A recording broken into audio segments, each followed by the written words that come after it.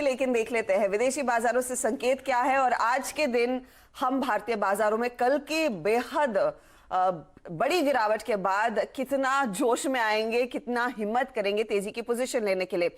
Asia बाजारों में Nikkei तो करीब करीब 280 अंकों की बढ़त पर कारोबार कर रहा है, लेकिन कल और आज में देखिए अमेरिकी बाजारों में हुआ क्या है।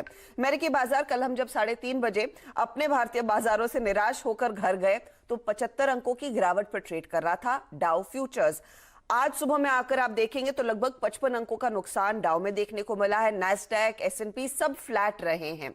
साथ ही साथ बॉन्ड यील्ड में ज्यादा कुछ बदलाव नहीं, 1.65 से 1.67, लेकिन 1.67 वो पीक के आसपास नजर आने लगी है। ब्रेंट के भाव स्थिर है। सोना भी आप देखिए 1741 से कम होकर 1729 के लेवल्स पर आ गया है और डॉलर इंडेक्स में भी ज्यादा एक्शन नहीं देखने को मिला। तो विदेशी बाजारों में ज्यादा कुछ बड़ा कहने को है नहीं, लेकिन हाँ एक चीज है कि बढ़ते कोविड केसेस सिर्फ भारत ही नहीं विश्व भर में वो आंकड़ा बनता दिखाई दे रहा है। और मैं वो WHO की रिपोर्ट आज सुबह में पढ़ रही थी कि हर हफ्ते लगभग 40 लाख नए मामले जुड़ रहे हैं और हमने तो अब ब्राजील को भी ओवरटेक कर लिया है, क्योंकि ब्राजील सबसे बुरी स्थिति में था और अनफॉर्चुनेटली यूएस में भी केसेस बढ़ने लगे हैं। यूएस में तीसरा वेव होगा, फोर्थ वेव है और वहाँ पे मोर्टेलिटी भी बढ़ी है, पहली बार फरवरी के बाद से बढ़ती हुई दिखी। तो ये एक डेफिनेटली बहुत बड़ा कंसर्न है इस पूरी दुनिया के लिए। भारत के लिए तो खैर आज भी 1,60,000 केसेस हैं, कल से हालांकि काफ़ी कम हुए 10,000 के आसपास। तो उम्मीद करते हैं कि यही रफ्तार बनी रहेगी तो हम लोग कुछ दिन में छुटकारा पाएंगे। अमेरिकी बाज़ारों में दो चीज़ें ध्यान रखनी चाहिए। एक तो बहुत इंपॉर्टेंट इन्फ्लेशन का डेटा आएगा आज, CPI, और उस डेटा से अंदाज़ा लगेगा कि जो फेड अब तक हमें भरोसा देता आया है कि ब्याज दरें नहीं बढ़ेंगी या कोई ऐसा मूव नहीं होगा जिससे दिक्कत आए, तो वो इन्फ्लेशन का डेटा इस बात की पुष्टि करेगा। एक चीज़ ये ध्यान में ज़रूर रखनी चाहिए। दूसरा ये ध्यान रखना चाहिए कि वहाँ पे एक बॉन्ड बाइंग का प्रोग्राम है आज, तो उसका बहुत बड़ा इन्फ्लक्स आने वाला है, तो उसकी वजह से भी बॉन्ड यील्ड पे इम्पैक्ट देखने को मिलेगा। हालांकि अभी एकदम कंसोलिडेट करें, तो ये दो फैक्टर जो आपको नज़र रखनी है।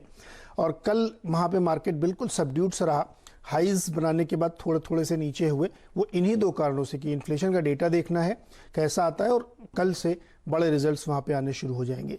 तो ये दो चीज़ें जिसको मार्केट वहाँ पे देख रहा है, लेकिन कोई ट्रेंड लाइन नहीं है, कोई दिक्कत वाली बात नहीं है, केवल आपको नज़र रखनी है। तो मार्केट की या ग्लोबल मार्केट की तरफ से, US मार्केट की तरफ से कोई दिक्कत नहीं है।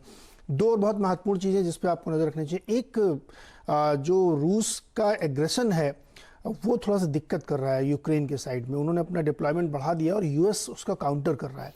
तो एक नया फ्रंट जियोपॉलिटिकल के लिहाज से आप कह सकते हैं, थोड़ा सा वो एक दिक्कत हो सकती है, लेकिन बहुत चिंता की बात नहीं, ध्यान रखना चाहिए।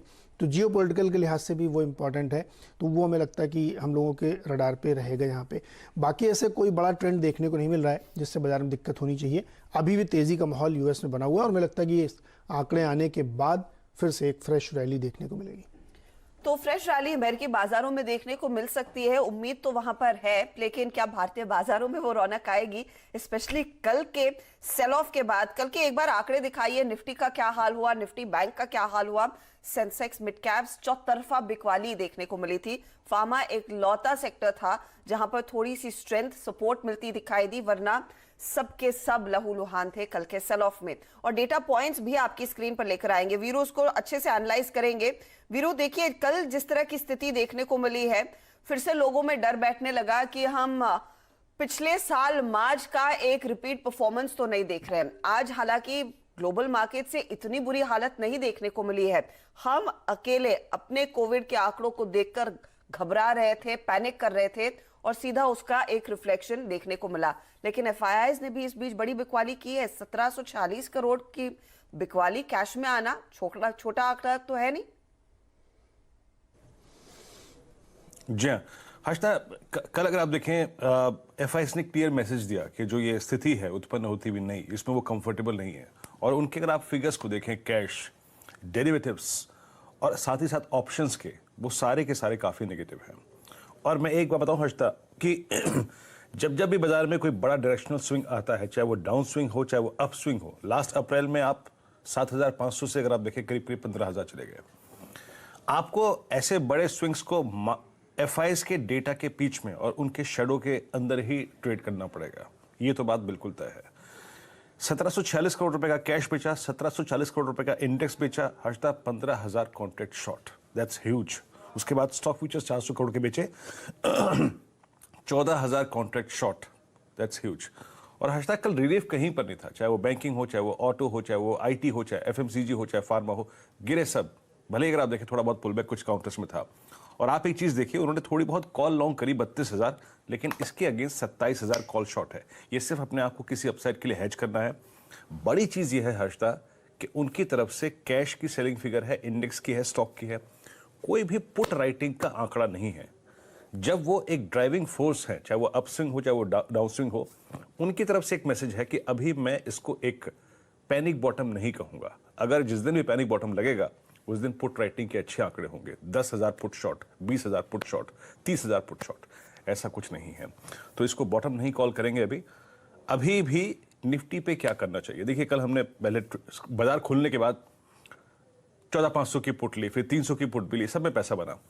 करना क्या है हर्षदा कि सबसे बड़ी कॉल राइटिंग का क्वांटम अगर किसी स्ट्राइक पे है तो वो है 14,500 और 600 के जोन में। सो टिल द टाइम हम 14,500 550 के जोन को रिगेन ना कर लें, आपकी थीम ट्रेड की, चाहे वो 1 लॉट का हो, चाहे 2 लॉट का हो, चाहे 10 लॉट का हो, थिन रखिए वॉल्यूम्स को, लेकिन वो सेल की ही रहेगी टिल द टाइम हम इस पहले रेजिस्टेंस जोन को पार ना कर दें। पहला रेजिस्टेंस जोन पार हुआ तो शॉर्ट को कवर कर लें, क्योंकि बाजार सेकंड रेजिस्टेंस जोन तक जा सकता है। लेकिन मीनिंगफुल लो क्या होगा?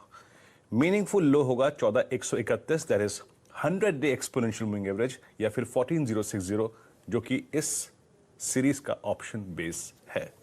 रही बात निफ्टी बैंक की हर्षदा, 31,200, जब तक ये ना निकल जाए शॉर्ट को कवर करने की जरूरत नहीं है। सेल ऑन राइज का मार्केट रहेगा।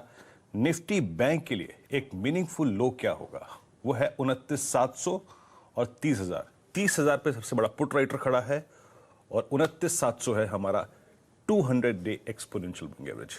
तो ऐसे करें बाजार को अप्रोच, और आपको एफआईएस के स्टैट्स और उनके बिहेवियर के शेडो में ही ट्रेड करना पड़ेगा। हर्षदा, एक और चीज मैं आप दोनों से पूछने वाली थी कि कल तो बड़ा पैनिक ये था कि शायद लॉकडाउन का ऐलान होगा। ऑफ कोर्स भोपाल में वो 14 दिनों का लॉकडाउन घोषित कर दिया गया। महाराष्ट्र में अभी भी हम इंतजार कर रहे हैं, है नहीं है किस रूपरेखा में होगा। अज्यूमिंग लॉकडाउन नहीं आया तो फिर पूरा रिवर्सल होगा, आपको देखने को मिलेगा। और कल की जो एकदम लास्ट की खबर मैंने पढ़ी थी कि सरकार के अंदर अभी बहुत कशमकश की स्थिति है कि करे कि ना करे, क्योंकि 3 दलों की सरकार है तो उसमें कांग्रेस चाहती कि कर देना चाहिए, एनसीपी नहीं चाहती करना चाहिए, उद्धव जी चाहते हैं कि कर दीजिए क्योंकि सर से बला टले, क्योंकि वो कंट्रोल करना बड़ा मुश्किल हो रहा है। तो अभी भी डिसीजन हुआ नहीं है। हो सकता है कि जो हम लोग डर रहे हैं कंप्लीट लॉकडाउन वो नहीं होगा, थोड़ा और स्ट्रिक्ट मेजर्स कर दिए जाएं। जैसे वीकेंड में हम लोगों ने देखा था कि कुछ शॉप्स छोड़ के बाकी सब बंद, इस तरह का कोई काम हो सकता है। क्योंकि वैसे लगभग देखा जाए तो सब कुछ बंद है, इंडस्ट्री चल रही है, दुकानें 80% बंद हैं, मॉल्स आपके बंद है, आप जिम नहीं जा सकते, रेस्टोरेंट आपके बंद है। तो फिर अब लॉकडाउन आएगा तो उसे कैसे रखेंगे सामने, या फिर आप कहेंगे कि कोई भी घर से बाहर नहीं निकलेगा? इसी बात पे तो कहा जा रहा है कि ऐसी जगहों को बंद करिए जहां पे गैदरिंग है नॉन इसेंशियल्स, मस्जिद हो गई, मंदिर हो गए, पार्टीज हैं, तो जिम्स वो तो वैसे भी बंद किया हुआ है ना रिलीजियस। हाँ, उसी पे इनका कहना है कि वो एकदम बंद रखिए, उसको मत खोलिए, 15 दिन तक के लिए बंद कर दीजिए। या जो बहुत गैर जरूरी दुकानें हैं जहाँ पे जरूरी सामान नहीं मिलता या एकदम तुरंत जरूरत नहीं होती, उसको रोक दीजिए, बाकी खुला रखिए और सड़कों पे इसका पालन करवाइए। तो शायद हमको लगता है इस तरफ जाएंगे। थोड़ा केस भी कम है तो मुझे लगता है केस और स्ट्रांग होता है एक्चुअली क्योंकि थोड़ी सी राहत जरूर मिली है। तो देखते किस तरह का पुल बैक देखने को मिलता है अगर ऐसी स्थिति आती है। फिर क्लैरिटी आ जाए ना कि किस रूपरेखा में वो लॉकडाउन होगा, तो मेरे ख्याल में ट्रेडर्स को भी थोड़ी सी सांत्वना मिलेगी। इस बीच डॉक्टर रेड्डीज में देखिए कल 5% की तेजी देखने को मिली थी कि जल्द से जल्द अप्रूवल मिलेगा। डीजीसीआई ने इमरजेंसी इस्तेमाल के लिए स्पेटनक वी को मंजूरी दे दी है, लेकिन याद रखिएगा पहले इंपोर्ट किया जाएगा और उस कुछ समय बाद फिर डोमेस्टिक प्रोड्यूस्ड की हुई दवाइयां या फिर वैक्सीन इस्तेमाल में लाई जाएगी। तब तक डॉक्टर रेड्डीज को समय मिलेगा अपना स्टॉक क्रिएट करने के लिए, बनाने के लिए। तो ये एक स्टॉक डेफिनेटली रेडार पर रहेगा। चलिए फटाफट आपको बता देते हैं कि किन किन ट्रेड्स पर आज हमारे जानकारों ने राय दी है। तो आईएफएल सिक्योरिटीज कह रहा है कि कल की कमजोरी के बाद आज भी आरईसी में कमजोरी ही जारी रहेगी। इनका दरअसल टारगेट है 120 का और स्टॉप लॉस है 128 का शॉर्ट का ट्रेड। क्वांटिफाई कैपिटल कह रहा है कि मारुति में दबाव बढ़ सकता है, 6000 तक के टारगेट्स आएंगे, 6700 आपके लिए स्टॉप लॉस का काम करेगा। और इक्विटी 99 की ओर से डीवीज लैब में दरअसल आपने ट्रेड लेना है तेजी का। पहला टारगेट 3925 का, उसके आगे 4000 तक के लेवल्स देखने को मिलेंगे। 3720 रुपए आपके लिए स्टॉप लॉस का काम करेगा। तो ये फिलहाल आपके लिए एक रुझान आज ट्रेड्स का।